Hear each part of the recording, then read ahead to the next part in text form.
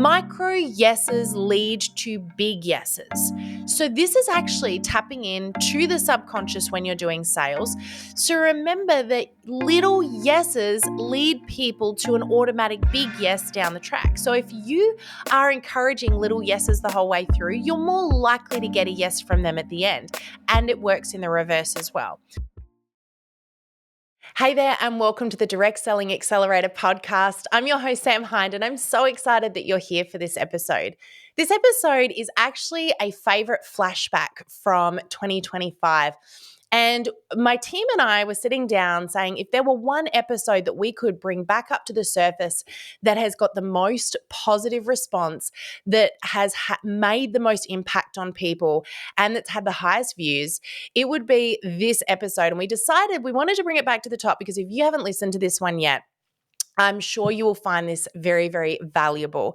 But this episode is called From Almost to Action. And it was one that I recorded because one of the most challenging strategies in any business is how do I take people from relationship and friendship and, nurturing that, which is easy enough to do, but how do I then take it to a conversion without pushing people too hard?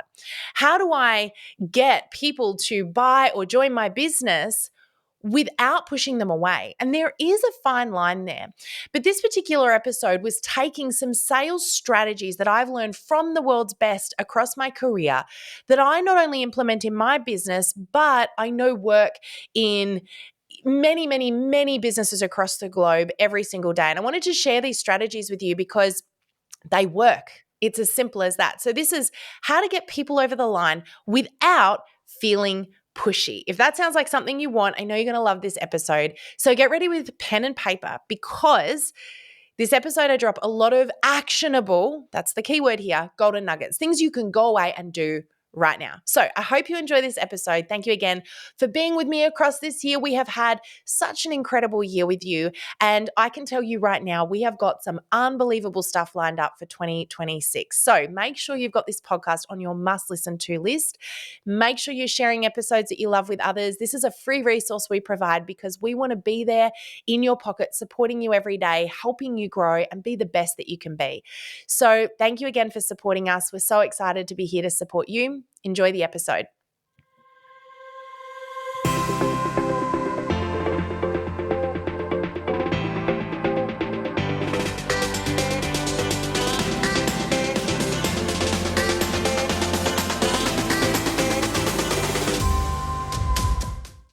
Okay, so how do we get people over the line? Well, there's a few really key things to remember here. First of all, understand that the human brain doesn't want to move away from what's comfortable, which means making decisions, especially decisions to do something you've never done before. All of us struggle with that.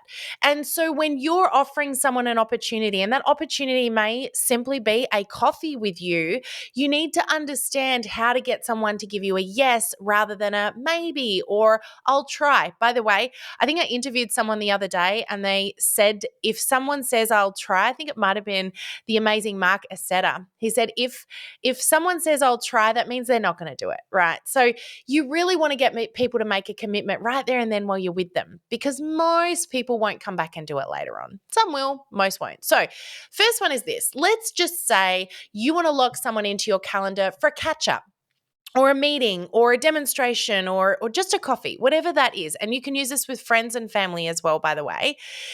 If you say to someone, when are you free? The brain just kind of goes, I don't know. And so it creates this situation where people are more likely to say, oh, I'll come back to you, or I'll let you know, or no. And so rather than saying, when are you available, change the language up a little bit. And it's as simple as giving people options. So if I am trying to connect with a new possible client, or I've got someone that I'm networking with, or a lead, or just a friend I want to see, or maybe someone who's not a friend yet and I really want to get to know them a little bit better, instead of saying, when are you available? Let's say that we're going to catch up next week. I will say, are you available on Tuesday or Thursday? And they might go, I might have some time Tuesday. And I'll go, great. I could do 2 or 4. So what I'm doing is I'm giving them options to pick from rather than asking them to figure it out. So what this does is it narrows the decisions down and it makes it much easier for people to give you that yes response. Okay, so that's tip number 1. Tip number 2 is the assumptive close. All right. So this one is more when you get people down the track. Let's say you've talked to them about the product, maybe you've sent them a sample or you've done a demonstration or you've whatever. And they're at that point where you now need to ask for the sale. Well, sometimes just saying, would you like to buy? Or what decision would you like to make is a really difficult question to ask. And I don't blame you. I don't like asking that question either. An assumptive close is actually, it's in a way, it's a much more direct close, but it feels a lot more comfortable because you're kind of skipping over the sales question entirely and jumping to the next step.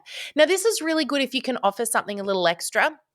So let's just say that you've got a bonus you could offer, and you've got to think a little outside the square here. You can get a bit creative, but it might be about thinking about something extra you could offer, a special gift or a discount, or it could be a different way to order. And what you want to do is almost give them options here as well, kind of like what I said in the last tip. You turn this into your close. So I'll use our memberships as an example. We have 2 core memberships, and then we have our top membership, which is a mentoring program. Now, typically, most people that enter into our community come in at the bottom or the middle membership. And then if they want to join our top membership, we then do an interview with them, a little process for them to choose to join us in there. We'll put some information about that down in the show notes with this podcast recording if you want to know a bit more. But here's what we would do. Instead of me saying, so which membership would you like? I would say, so would you like to do the Accelerator or the Academy? Now, I've seen people do this as well with their product where they might have, let's say you've got free postage if you order over a certain amount. So you might say to them, since you're going to be ordering over $100, would you like to take advantage of that and add in the extra XYZ that you were thinking of so you don't have to pay for shipping for that later on? Or you could do it with the free gift. Which free gift would you like with your order? Okay, so that's a really fun one because you're focusing them on the bonus. I had someone recently do this with me with their products. I loved the way that they did this. They offered me a little $10 bonus voucher for placing my first order with them. And so they didn't focus on the order. They said, what would you like to use your $10 voucher for with your order? So my focus was on the freebie I was getting, and it was a straight yes. It was like she's assumed I'm buying. I don't want to break it to her that I'm not, so I might as well just buy, right? So the assumptive close can be a really simple, easy one to use. So something like, should I pop you down for the starter pack or the full pack? Should I pop you down for the Accelerator membership or the Academy? Would you like me to do an interview with you to join our Rise Up Inner Circle when you join one of our memberships? So what I'm doing is I'm focusing them on the next step, not focusing them on the initial decision. So assume that they're buying. This is just about choosing how that's going to happen. Okay, so that's another really simple and easy one. Loads of ways that one can play out. I've seen it done as well with adding the business opportunity in on top. So would you like me to sign you up as and whatever language you might use, so you get the extra 10% off at the same time? So what you're doing, again, is focusing them on the next step. So there's that one. The next one I want to talk to you about is FOMO. This is creating demand. And this one, if done right, this is not about manipulating. I want to be very careful because you can use this one in a manipulative way. But I love to do this, and you can create your own FOMO, by the way. I love to do this to really help people make that decision one way or the other, because we all like to procrastinate, every single one of us. So sometimes it's a really great way to just get people to decide either way, like yes or no, but make a decision, right? So FOMO is a great way of doing that because everyone wants to be a part of something. They want to follow others. And so people want to do what everyone else is doing. So there's a few ways of doing that. You can do it by talking about what everyone else is doing in your community, with your products. Hey, 8 out of 10 people this month are ordering XYZ when they place their order because of XYZ. So encourage them to do what everyone else is doing. Now, you can also create demand in this space by creating something that is either time limited or numbers limited. So we do this a little bit with our memberships deliberately. We don't open up our memberships all of the time, because if we had them open all of the time, people would simply sit there and procrastinate and not make a decision. And I, as you probably know, am all about taking action within our memberships as much as anything else, because there's no point you learning social media and then doing nothing with it, right? So I want action takers. So what I do is I open up our memberships from time to time, usually once every 1 to 2 months, and you've got to jump in during the time that that's open. Otherwise, you miss out. There might also be a bonus that I might throw in just for a period of time to help people make that decision. So you could get creative with this. You could throw an extra special gift in. You could do a discount if you've got the ability to do that, but you could also get creative with your own time. Hey, I'm going to be doing a little workshop or a how-to or a masterclass or a coaching call for those people that jump in and join me by tomorrow, by in the next hour, whatever that might be. So use FOMO. And remember that people want to do what people are doing. So let them know without lying, without manipulating, tell them the truth. But this is what most people do, and this is why. People are more likely to follow what most people do than be the one that does something completely different. Okay, here's the next one. You'll see this if you watch very, very closely to people like our friend Tony Robbins, right? He does this a lot. Yes or yes. I've seen lots of salespeople do this, people who are very experienced in this space. Micro yeses lead to big yeses. So this is actually tapping into the subconscious when you're doing sales. So remember that little yeses lead people to an automatic big yes down the track. So if you are encouraging little yeses the whole way through, you're more likely to get a yes from them at the end. And it works in the reverse as well. So things like, would it be okay if I sent you a quick video? Would you like to see how it works? Would you like help getting started? Even saying to them, yes or yes. You see Tony do this a lot. Yes or yes. So asking questions where you know yes is the answer is actually a really, really clever tactic. And I really encourage you, watch other salespeople out there, other people that are really, really good in this space, and learn from them by just watching those little tiny things that they do. Because let me tell you, 1 or 2 words inserted in the wrong spots or used the wrong way, even by accident, can make or break the sale for you, or make or break the decision-making process. Because this might not even be about a sale. It might just be about getting someone to catch up with you. One of the biggest things for me is absolutely networking. I don't focus so much on the sale in any context. I focus on the relationship and getting those meetings so I can build the relationship. My favorite thing to do when I travel is challenge myself to have coffee with, meet with, and build friendships with as many people in my industry as I can. Now, I don't have a rule around who that could be. It could be someone who does what I do. It could be someone I could learn from, or it could be a potential client. But I love doing this because this is how I grew a really successful business, and most importantly, how I grow myself every day. But sometimes getting those meetings can be really hard, especially with very busy people. And as I'm getting more experienced in my space, some of those people I have to go through, jump through hoops to get meetings with. I've got to go through PAs and guard dogs and all sorts of things to get there. And so sometimes I have to use some of these strategies just to get the meeting, just so I can meet that person in person. Now, to do that, I use some of these tools. Another one that I love to use, and I know you'll probably find this one really awkward at first, but let me tell you, it's so powerful, is the confident pause. I loved having the incredible Oscar Trimboli, the deep listening expert, come and join me on the podcast a couple of years ago. If you haven't heard that episode, check it out. He's also got an amazing book called How to Listen that he released after that episode came out. Really brilliant book. But here's the thing. Oscar talks a lot about what's not said and the value of listening. And I love the confident pause because it allows you to listen as much to what's not being said as what is. But the other thing I love about the confident pause is It creates two things. It creates space for them to fill the gap. And we're going to talk about that a little later on because I've got a tip that sort of falls off the back of this one in just a minute. But the other thing that the confident pause does is it does exactly that. It's confidence. It shows them that you are confident in what you're talking about and what you're doing. All right. So almost establishes an authority without you having to do anything or say anything. But it can feel really awkward. So there's lots of different ways that you can do this, but it could be maybe after sharing a testimonial, you just pause.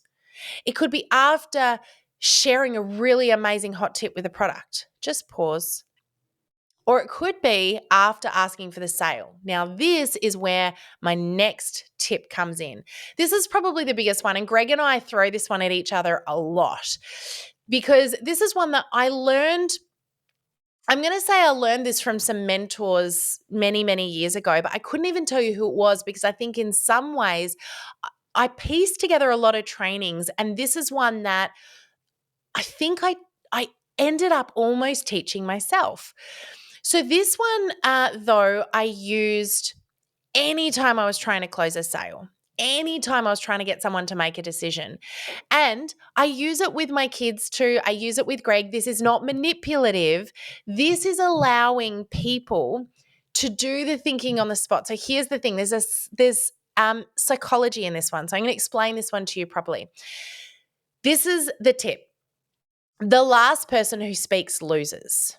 Now, I know that sounds a little sad because we don't want anyone to lose. And they're not going to, but the thinking is sound here, okay? So here's the thing.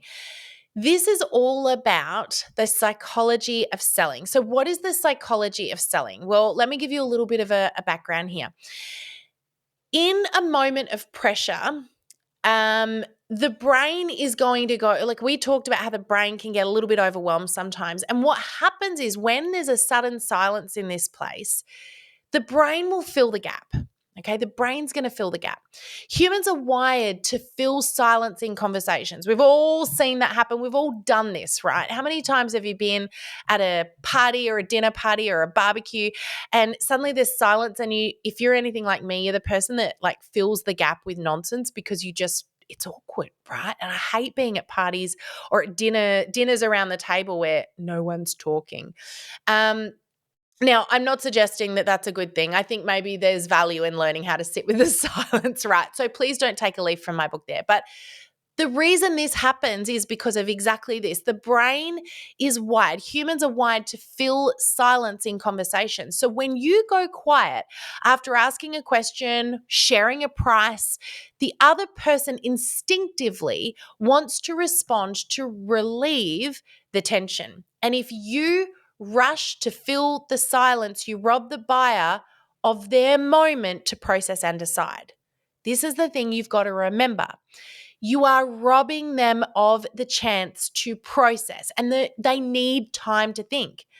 So the reason we fill the silence in some cases is because we're actually taking a moment to think, and we need it. So if you say nothing, they will often give you exactly what you want, which is what is the problem? What is the objection that you need to overcome in order to get them to make a decision? So if you're a little like me and you love the psychology of selling, you might ask yourself the question, well, how do I know what the objection is? How do I know what they need to make this decision? If you do all the talking, which we're often wired to do, right? We just naturally do all the talking if you don't think about it. And we take away the opportunity for the person to tell us what they need. So when you go silent, this is why I say the last person who speaks loses. If you go silent, you give them a chance to fill the gap with either their objection or give you an answer. If you talk, you give them a chance to back out, to procrastinate, to think about it and figure out how to say no. Now, it's not manipulating when you go about this the right way. Okay. So I will use this in a circumstance as well where I want my kids to make a good decision for themselves, but I don't want to make all of the decisions for them. So I do this in a lot of teachable moments with my kids. So I will ask them a question or I'll make a statement and then I will stop talking. So to give you an example of this, particularly as a parent, typically we want to fill the gap, but we also want to we want to teach them how to be and how to feel and how to behave. But sometimes the learning is more in them understanding how to make that decision for themselves. And now I'm not coming to you as a parent who's going, I got it all together, right? I'm probably like most of you out there, if not worse. I am like learning every single day as a parent.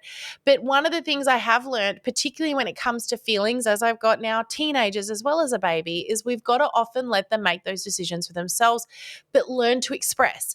And so, one of the things that, if one of my kids is having a bit of a meltdown or they're angry or they're frustrated, and I ask them a question or I say to them, how are you feeling right now? Or how does that feel? My instant reaction is I want to then tell them or suggest to them or comfort them, even tell them or suggest to them how they should be feeling right now. Now, what this does, it fills that gap and it gives them time to think about, how am I going to get out of this situation? Or, what am I going to say next? Or, it gives them time to process maybe the wrong thing in this case. So when I'm silent, and this is how we use it at home a little bit more, when I'm silent, it gives them an opportunity to share with me what's really going on. So sometimes, and Greg will look at me and go, last person who speaks loses, right? So he knows to use it in that situation as well. I might use it even with Greg if I'm trying to sell him that I want to go on a holiday and I want to take all of the kids, and I make my point and then I'm quiet and I just let him talk. I'm like, oh, that's right. He's giving me all the objections. He's giving me all the information. He's filling all the silence right now, which means I'm the one that's going to come out with more information that's going to be helpful here. Or he's just going to make a decision and say yes, right? Hopefully, if it's about a holiday, for sure that's what he'll do. But the other reason this works is because a silence signals confidence. So when you speak clearly, you ask for the sale, and then you say nothing, it shows that you're not desperate or begging. You trust your offer. You trust them. And that's really important for them to understand. So are you ready to get started? Pause. The pause says, I believe this is a good decision for you. So the pause is a confidence that they need. But when they feel like you're desperate, you're begging, you lose it, right? So I used to get to the point, and I've talked about this before, but in my old sales job, way before I started this business, I had a script I had to roll with. And at the end of the script, we had all of this objection handling stuff we were taught to do. I didn't do any of that. I would get to the end of the script, I would ask for the sale, and I had a specific way I would ask using some of the strategies I've already talked to you about. My favorite was the assumptive sell. So it was, hey, so would you like to do the 50% off offer or the buy for one, 2 for 1? Which is essentially the same thing, right? 50% off or 2 for 1. So I would say, would you like to do 50% off or I used to call it BOGO, buy one, get one. Would you like to do BOGO or 50% off? And then I would stop. And no matter how awkward it got, I would stop. Because at some point, someone needs to talk. And I guarantee you, 90% of the time, I would get the sale when I did that and stuck with it. But it was really hard sometimes because that pause can be really awkward. The other reason it's really powerful, it gives the buyer ownership as well. So your silence will allow them to step into that decision-making power. And it gives them the time to process, visualize, and imagine what saying yes could feel like. So this is where the emotion starts to kick in. And we all know people buy emotionally. The other thing is, as I said, it can surface objections. So it can give you the chance to find out what might really be going on for them. I guarantee you a lot of the time what you assume is the problem is not. So when you're quiet, they'll often talk themselves into it or out of the sale. And if they talk themselves out of it, you're hearing the process because their brain needs to fill the gap. So instead of you talking and them thinking about this, so now you have to be a mind reader to work it out, they're verbalizing it because you've left a blank canvas and an awkward pause essentially. So if they then start voicing any doubts, it gives you the chance to respond rather than defend. And of course, you're doing it in a way that's meeting them where they're at. So I really love that. I think it's really, really simple, easy way to do it. Now, the last little point I'm going to give you here, my last little tip, kind of reflects a little on what I spoke about just then. But if you can't get somebody to make a decision one way or the other, and you're left in kind of like a situation where either they're not responding at all, or there's a stalemate, or the answer is a no, usually it means that you haven't uncovered the real reason for them, the real objection, the real problem. And so here's a tip that I love to share with people because I still use this every single day, including if I'm trying to talk Greg into a holiday, right? Is this: if you don't have the answer yet, ask another question. The quality of the questions you ask will dictate the quality of the answers you get. And so if you haven't figured out yet how to get them over the line, just ask another question, because it probably means you haven't learned enough about that person and what really makes them tick. Maybe the reason that they need your product or your business opportunity isn't what you thought. For example, it's almost never about money. The reason people do a business, or the reason that people invest in this industry, is generally not because they want to earn money. It's because there's something that money does for them. If they say it's about money, it may be a chance to ask some more questions, because if you tie it back to money without knowing the real reason, you'll probably fail miserably at getting them to make a decision. So what does it do for them? So ask another question. What would you love to have some extra money to spend on? What would you do if you had some disposable income right now? Start to get them to share with you more information. Now, maybe it's not about the sell. Maybe what you're wanting to figure out is why you can't tie them down for a meeting, why you can't get them to join you for a coffee, why you can't get them to pick the phone up and answer you. Ask another question. Maybe it's just the way that you're communicating it. Maybe it's because they don't have a whole hour of time, but they can find a little 15-minute spot. Maybe they don't have a way to get to you, but they'd be really happy for you to go to them. Maybe they don't drink coffee, right? So if you don't have the answer yet, ask another question. The questions that we ask are probably one of the most powerful things we can do in any circumstance to get someone over the line. Because number one, it shows them that they matter. When you ask questions, they feel like they're important, because they are, and you care about the answers. I hope. I'm sure that you do. But the other thing about asking questions is it fuels us with so much more information. Sometimes you might realize I'm not even talking to them about the right product, because I've just asked a question that's just identified for me that this product is irrelevant for this person. But this product over here absolutely is relevant for them, because I've just realized something that is going to be game changing to this conversation. So it shows them that they matter. It allows you to make whatever you're talking about super relevant for them. And most importantly, it builds the relationship. Asking questions allows you to connect with them on a real and relatable level. You know, if you were going on, we often talk about, in our trainings, dating, right? So when you are talking to people on social media or in person, you're not going to jump straight from hi, how are you to will you buy from me? You're going to date them. In other words, you're going to treat them the same way you would, the same in the most appropriate of ways, the same way you would if you were going on a date, right? I just realized how that was coming out then, hence the laugh. So you want to be connecting with them like you would if you were dating someone. Now, where I'm going with this is, if you met with someone for a date and you sat down and you had a glass of wine each and you've ordered your food, you are not, I hope, going to spend the whole time talking about yourself. If you're any good at dates, you know that the vast majority of that talking should be you asking them questions. And if they're any good at dating, they're probably going to do the same thing to you. So there's this backwards and forwards going on. We should be doing this with our customers as well. But we do tend to fall into, naturally, because we're passionate about what we're talking about, just telling them everything that we think they should know. Stop, pause yourself, and just ask more questions, because it shows them that they matter in this conversation too. And most importantly, that you are tailoring the conversation for them as well. So That's it from me. Some super simple, super easy things that you can do. I'm going to quickly recap those. So, first one is don't ask them an open-ended question, give them options. So, are you available to meet with me next week? Turns into, are you available on Monday or Wednesday next week? And if it's, hey, I'm available Wednesday, great. Could you do 2 or 4 o'clock? Now, if they're not available at either of those times, just give them another 2 options. It's really easy. You don't need to only have those options available in your calendar. The point is it narrows that decision down and it makes it way easier for people to say yes to you. Next is use FOMO. People want to do what people are doing, so tell them what all the people are doing.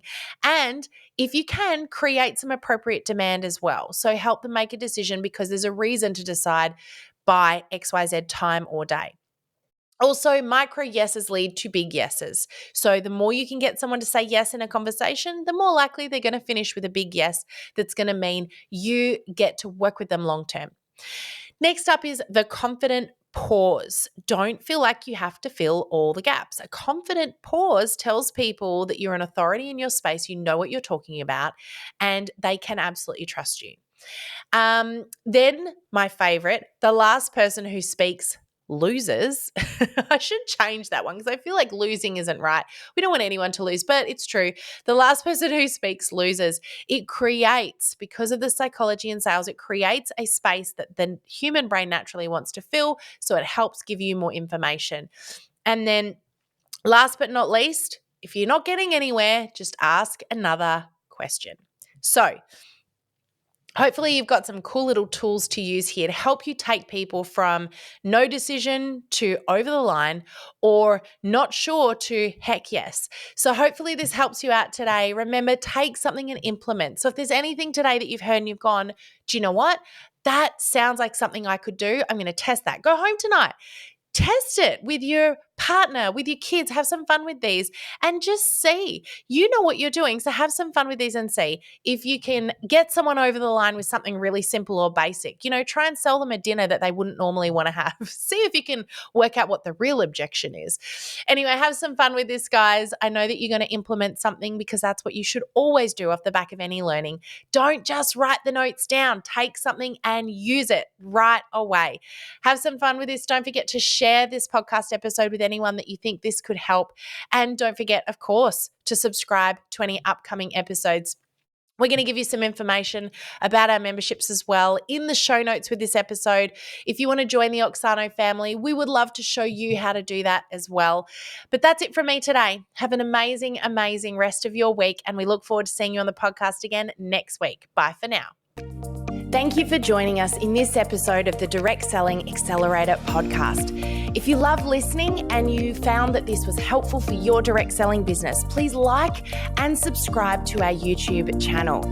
You can also check out the recommended video that's popped up on your screen right here. I look forward to seeing you again next time. Bye for now.